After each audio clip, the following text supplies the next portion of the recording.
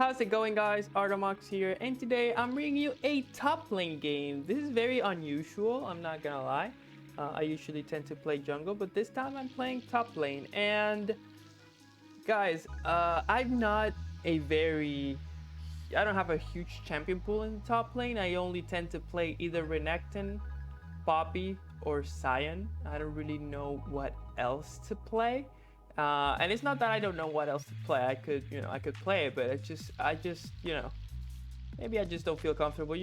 I have a couple champions in the mid lane. I have a couple champions on the top lane. I have a couple champions AD carry and a couple champions support. I definitely can play everything in the jungle. I feel very confident.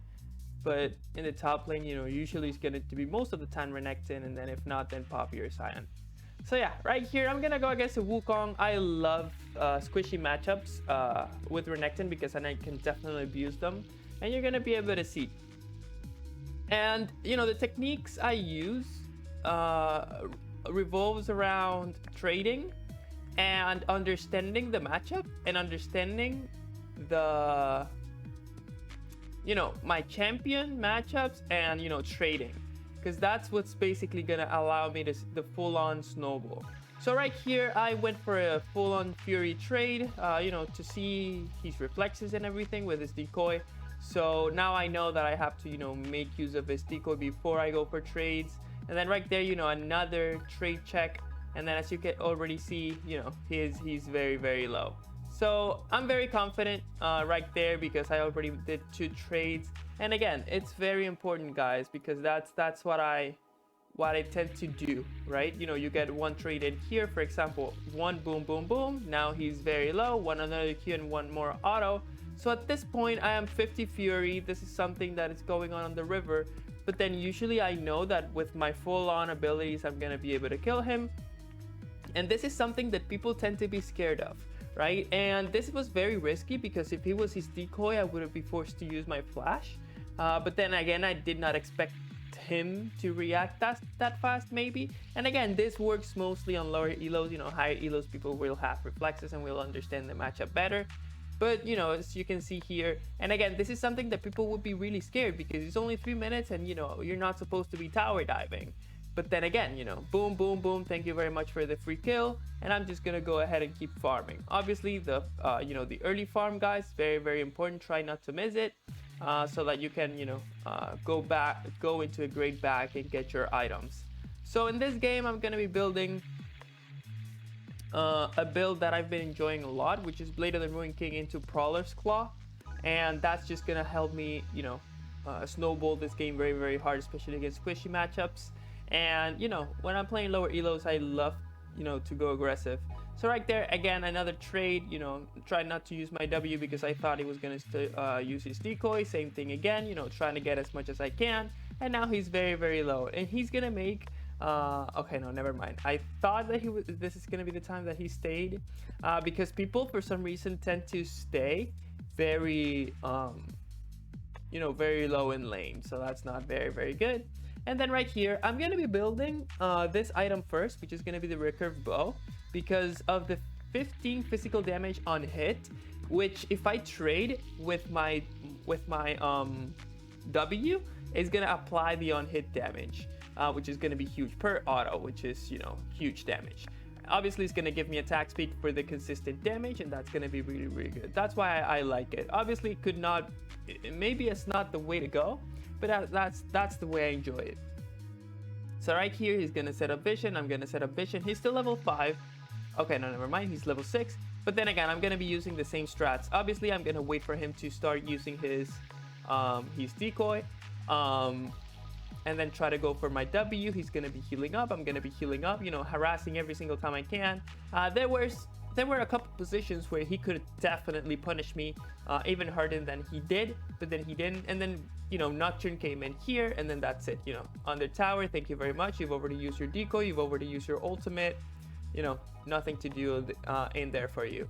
I'm gonna go ahead and take a couple platings. 1, 2 plates, and then I'm just gonna go ahead and back, because I am rich. It's 8 minutes, 62 CS, 200 based on trades. And the second one, Nocturne helped me. That was pretty good. But yeah, I'm gonna get pickaxe plus 2 long swords, mainly because, you know, I just want straight up raw damage so that I could just keep destroying this guy. Because if I go Vampire Scepter, yes, I'm gonna be going for sustain, but then I'm not looking for sustain. Obviously, I'm going for the straight up damage. And then I'm gonna start farming again, you know, charging up my Fury. Because again, guys, if you want to make use of Renekton full power, you need that Fury. Fury control is huge with Renekton, so please don't, you know, waste your Fury. Right there, when he used this decoy under tower trade, you know, I can do it all day. And this is something that people are not used to doing because they never use it. They never do it when I'm like on lower elos. Right here, boom, boom, boom, everything under tower. And people will be like, bro, but then I'm under tower, it's very dangerous. No, yes, it's dangerous, but then if you know the capability of your champions, you're always gonna be safe, obviously. And again, guys, the only reason why I'm playing like this, it's because I've always knew that Garen was bot side because I kept, you know, looking at my minimap. So if you want to play this aggressive, you need to make sure to keep an eye out on the minimap so that you can track the jungler and then, you know, just do your own thing. But I saw, you know, I already pushed, he was dead. I'm gonna go ahead and get, you know, Garen's Crux because he's playing bot side. I'm gonna finish up my Blade of the Ruined King.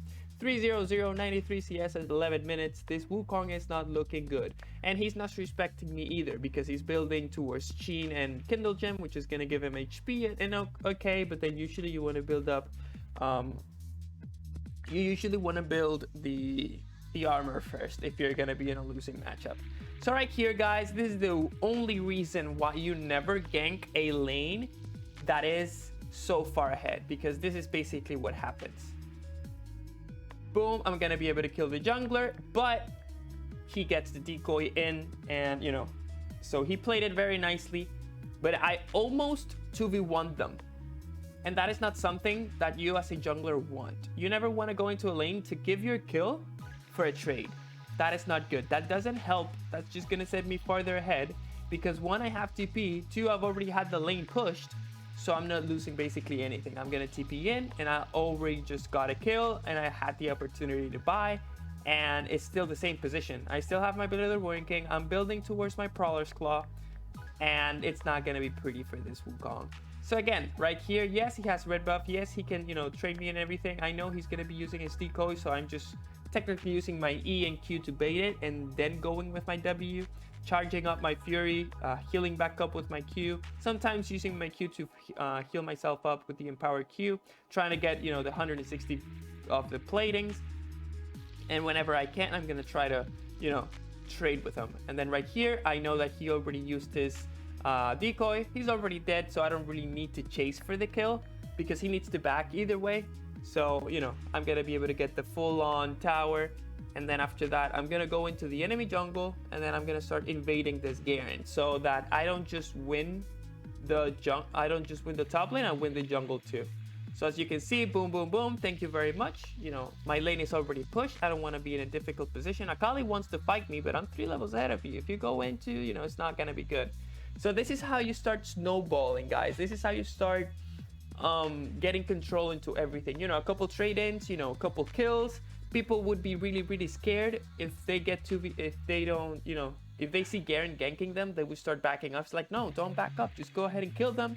You start 2v1ing, you start taking the enemy jungle, you start starving them so that you're not just winning one lane, you're winning 2 lanes, and then after that it's just going to be really bad for them. At 15 minutes I already have Prowler's Claw plus Blade of the Ruined King. You know, Nocturne is going to help me here throw up the Herald, and that's just going to be it. Notice how I'm able to one-shot the Wukong with my Prowler's Claw, and that's it, the FF. Obviously my whole rest of the team was doing okay, but then again, you know, I feel like in a top lane perspective, it was kind of educational, you know, knowing how to trade, understanding the power of your champion to go for a kill, minimap awareness so that you can look where the enemy jungler is and play aggressively, even go aggressive when you're getting ganked so that you can 2v1, etc. And then after that, after you build your advantage, you win your lane, you start starving the enemy jungler from your side, and you start taking over the game.